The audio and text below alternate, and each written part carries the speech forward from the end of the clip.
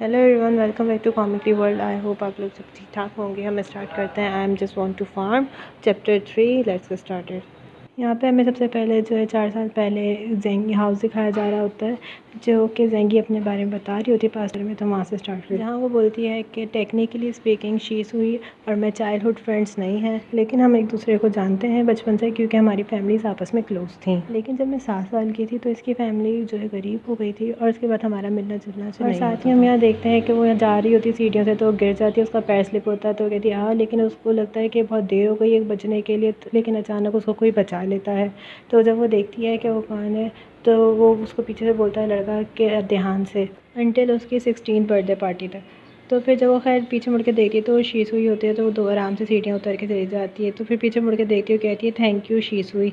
तो वो उसको बोलता है कि तुमने अभी तक मुझे याद रखा है, तुम्हें याद हूँ मैं। तो वो बोलती है कि हाँ, मैंने तुम्हारी न्यू मूवीज़ देखी हैं। फिर वो वहाँ पे हमें शीशु के बारे में बताती है कि 23 की एज में उसने अपना मूवी एक्टर का नाम बना लिया था अपने फिल्मिंग करियर में। वो देखने में तो काफ़ी खुश और जो दिलकश लगता है, लेकिन उसने असल में काफ़ी कुछ बर्दाश्त किया है, जो कि उसकी फैमिली गरीब हो गई थी। तो भले ही वो पूरे सिटी में टॉप स्कोरर था कॉलेज एंट्रेंस एग्जामिनेशन में, बट वो कॉलेज नहीं गया और वो कर्जे में थे। तो जबकि उसके अंदर सारी होप ख़त्म हो गई थी जिस टाइम पे, तो उस टाइम उसके एजेंट ने उसको जो है शोबिज़ की इंडस्ट्री में एक जॉब ऑफ़र करी। वो जो कभी एक अमीर लड़का हुआ करता था, उसका सब कुछ चला गया। फिर 19 की एज में 30 minute before the school is over, dessert time, जल्दी से सब लाइन में आ जाओ, अपना डेज़र्ट ले लो। वो अमीर लड़का जिसका सब कुछ एक ही दफ़ा में चला गया था, जिसके पास कोई एक्टिंग का एक्सपीरियंस नहीं था, वो आखिरकार शोहरत की तरफ बढ़ गया। और इस 19 में उसने ये मूवी करी जिसका नाम था 30 minute before the school is over. उसके बाद इसी तरीके से उसने अपनी आगे की मूवीज़ कंटिन्यूज़ करी, जिसका नाम था स्टोरी ऑफ स्नोलैंड। और एज 20 में उसने ये मूवी करी, एज 22 में उसने मूवी करी द स्टार एरा। उसके बाद जो है, और एज 23 में जो है वो जो भी बना अपनी मेहनत से बना।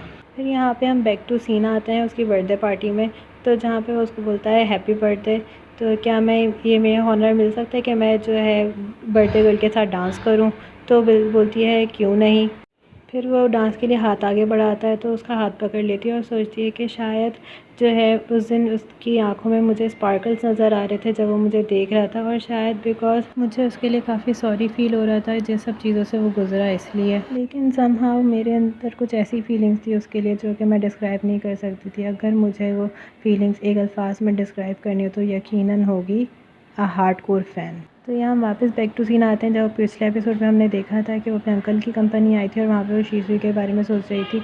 तो वो उसको देख के सोच रही थी कि जो है बिल्कुल मेरे बेबीज़ की तरह, मैं कैसे इसके साथ ऐसी हॉरिबल थिंग्स कर सकती हूँ। वो पर्सन जिसने मुझे पोजेस्ट करा था वो एक मॉन्स्टर थी। वो ये सब कुछ सोच रही होती है, तो उसके अंकल उसको ज़ेंगी ज़ेंगी करके 2 दफ़ा आवाज़ें देते हैं ज़ोर से, तो अपने होश में आती होती है हाँ। फिर उसके अंकल उसको बोलते हैं कि तुम इस दफ़ा वाकई हद से ज़्यादा आगे बढ़ गई हो, तुमने अभी तक जो है शीसुई से माफ़ी क्यों नहीं मांगी। फिर ज़ेंगी मासूम सा चेहरा बना के बोलती है mister she, I am really sorry, मैं सब कुछ भूल गई हूँ जो पिछले साल हुआ। मैं ये भी भूल गई कि पिछली रात मैंने आपके साथ क्या करा। फिर वो सोचती है कि मैं इनको हर्ट नहीं करना चाहती थी, क्या मेरी बात समझेंगे। इतने में उसका अंकल वापस बोलता है कि तुम वापस ये बहाना यूज़ कर रही हो। पास्ट ईयर में तुमने ये एक्सक्यूज़ यूज़ करा था अपनी पूरी फैमिली को हर्ट करने के लिए। तुम्हारे ग्रैंड पेरेंट्स बीमार हैं, तुम्हारे भाई अपसेट हैं सिर्फ तुम्हारी वजह से। इंसिस्ट किया शोबीज़ में जॉब लेने के लिए अपनी सो कॉल्ड बेस्टी के कहने पे, जो है तुमने एक ऐसी कंपनी के साथ कॉन्ट्रैक्ट साइन करा जो कि अपनी मतलब के लिए, अपने फ़ायदे के लिए जो है अपने एम्प्लॉयज़ का गलत इस्तेमाल करते हैं। और उसके बाद जब तुम कोई मुसीबत खड़ी करती हो तो तुम सारा मैस साफ़ करवाने के लिए मेरे पास आ जाती हो। फिर ज़ेंगी बोलती है अंकल मुझे पता है मेरी बात नहीं मानेंगे ऐसे आसानी से, मैं आपको प्रूव करके दिखाती कि मैं वाकई बदल गई हूँ। फिर उसके अंकल पूछते हैं कि तो तुम यहाँ पे क्यों आई हो। ज़ेंगी बोलती है कि मैं आपने पोस्ट करा था कि आप जो अभी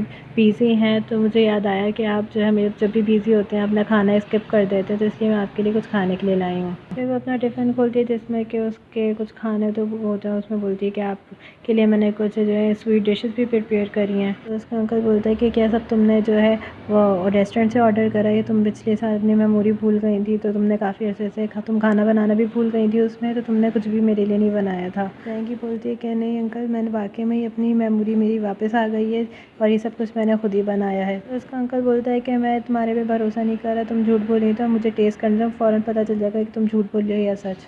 फिर जैसे ही वो एक बाइट लेता है तो वो बोलता है कि ये बहुत बहुत अच्छा है। वो जल्दी जल्दी सारा खा जाता है और इतना लंच बॉक्स खाली कर देता है। फिर वो आराम से सोफे से टेक लगा के लेट जाता है, बोलता है वाह ये बहुत मज़े का है।